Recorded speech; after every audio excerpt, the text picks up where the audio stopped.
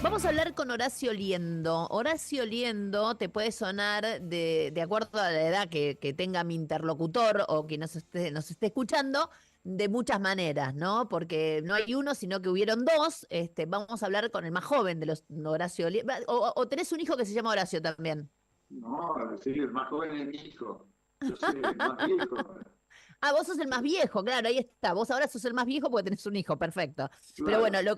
lo concreto es que tuviste en su momento un paso por la Secretaría Legal y Técnica del Ministerio de Economía en tiempos de Caballo, y venís hablando porque en realidad creo que tenías parte o eras parte del conjunto de personas que había reclutado en su momento Patricia Bullrich cuando hizo campaña el año pasado, ¿no? En realidad yo estuve trabajando en algunas ideas, en algunos proyectos y lo conversé con varios, entre ellos con Patricia, y a ella le gustó esa idea, pero no es que me había reclutado, pero sí, No, bueno, pero que estabas ahí. Bueno, efectivamente. obviamente. En realidad tu nombre volvió a salir a la luz en los últimos días cuando fue el debate justamente en el Senado de la Nación por la ley de bases y por el nuevo sistema RIGI que tanto discusiones ha traído, ¿no? Y el que te trajo a la luz fue justamente, o el que recordó parte de lo que vos mismo estabas planteando, es ni más ni menos que Martín Lustó, que termina votando en contra, pero antes de votar en contra dio tus argumentos o usó parte de tus argumentos. ¿Por qué es importante e interesante escuchar en este momento? Le quiero contar a nuestros oyentes a Horacio Liendo. Básicamente porque Horacio Liendo fue testigo privilegiado y fue parte de lo que en su momento en la Argentina fue la famosa ley de convertibilidad, ¿no?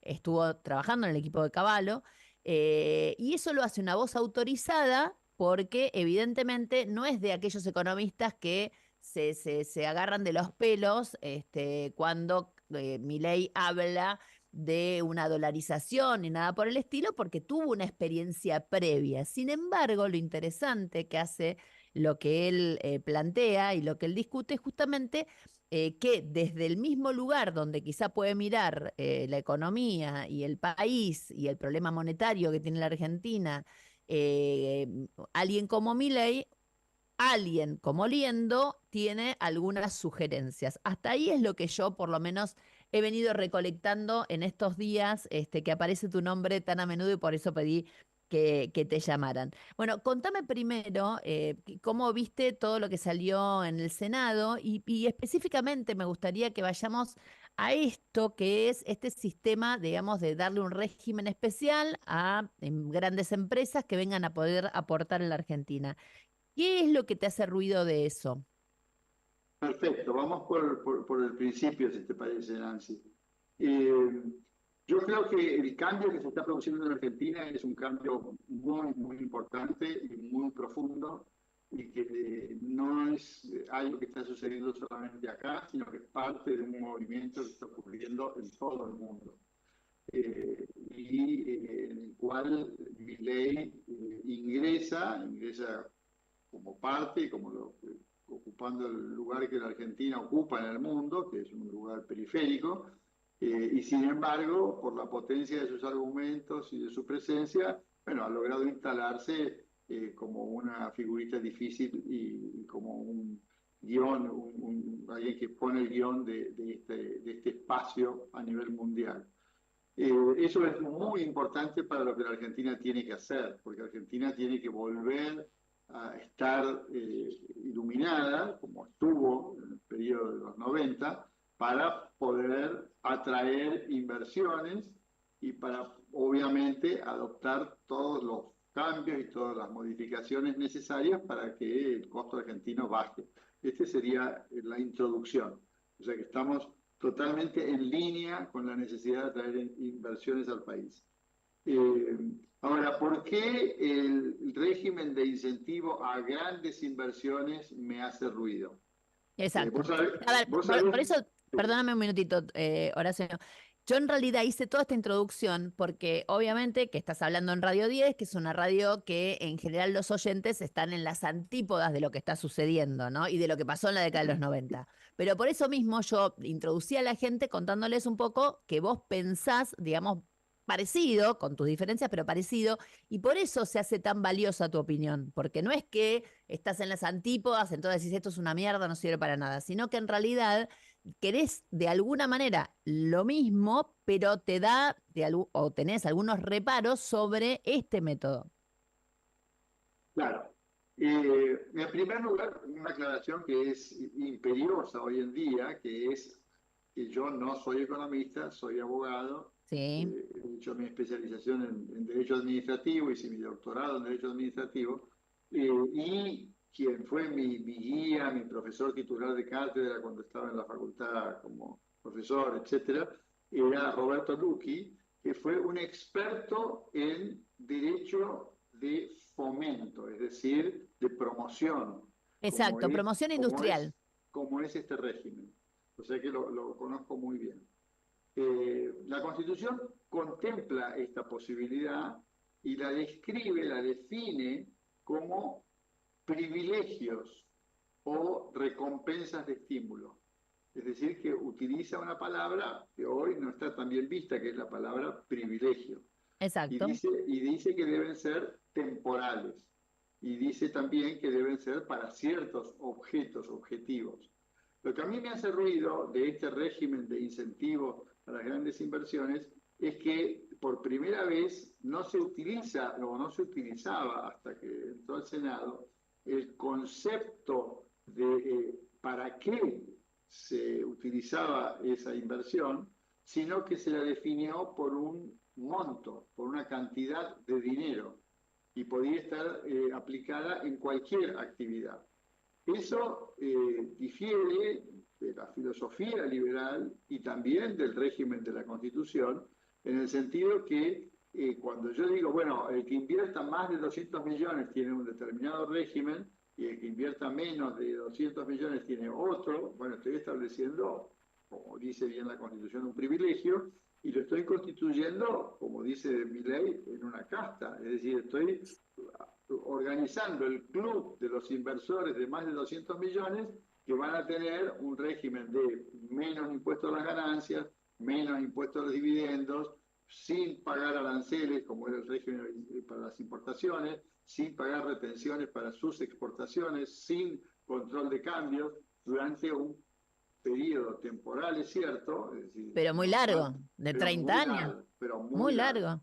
Entonces, ese Ahora, régimen sí, realmente iba a generar distorsiones en el funcionamiento de la economía porque iba a haber un inversor que podía entrar en cualquier actividad compitiendo con otro que estaba desde antes en la actividad. Si estaba desde antes, incluso podía ser que tuviese más de 200 millones de dólares invertidos y uno iba a tener el régimen de impuestos A y otro el régimen de impuestos B. Entonces, eso hacía mucho ruido, a mí me hacía mucho ruido. Y eso es lo que seguramente ha leído, lo levantó Martín Cadenguiser en una entrevista y lo habrá leído los tomos. exactamente. Ahora, de todas maneras, algo de todo esto se cambió, pero vos creés, bueno, obviamente ya ahí te estoy metiendo en un terreno que quizás no es el tuyo, digamos, pero sí te iba a preguntar si vos crees que esto sí hace que vengan más empresas, etcétera. Pero más allá de eso, la otra pregunta es, si vos lo ves casi contradictorio con parte del espíritu de la Constitución, esto puede hacer que alguien, si la ley sale de esta manera, digamos, se presente y trate de hacer de esto un hecho jurídico, digamos, una discusión jurídica o que lo lleve a tribunales diciendo, bueno, esto no es compatible con lo que dice nuestra Constitución, por ejemplo. Bueno, evidentemente, si ahora vuelve a diputados. Diputados tiene que decidir si acepta la ¿La modificación o modificación no? que hizo el Senado o no. Si acepta la modificación que hizo el Senado lo ha corregido en el sentido correcto. Es decir, ha puesto el objeto de estas inversiones, ya no califica solo por la cantidad de dinero, sino que Sino para califica qué por la sector. cantidad de dinero y para qué sector está. Y en los sectores que están identificados, son sectores que no generan distorsiones en el mercado doméstico en general, podría haberlo Claro, en algunos rubros, está el rubro siderúrgico, por ejemplo. El rubro siderúrgico es muy amplio y entonces un productor siderúrgico en donde hay mucha inversión en bienes de capital, que tiene inversiones en bienes de capital sobre los que pagó IVA y sobre pagó aranceles, y otro que viene y que compra equipos nuevos sin pagar IVA ni aranceles, obvio que tiene una ventaja competitiva. Entonces también adoptó el texto del Senado la prevención de evaluar antes de otorgarle el permiso si afecta o no afecta o produce o no produce distorsiones en el mercado doméstico. Porque distinto hubiese sido, hubiesen dicho, bueno, esto es para exportación, por ejemplo, también generaría Sí, sí, distorsiones, pero obvio. menos graves. Pero si yo tengo un productor que tiene un régimen tan beneficioso y positivo frente a otro que no lo tiene, evidentemente hay una desigualdad que es violatoria del artículo 16 de la Constitución. A tu Es- pregunta, sí, podría haber, sin duda, si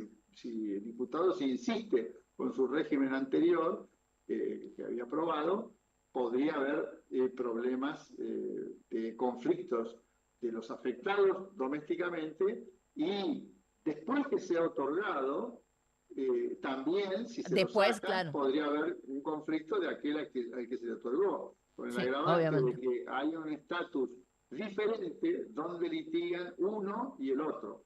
O sea, Queda clarísimo. el local litiga en la justicia argentina y el que tiene el RIGI Se va afuera.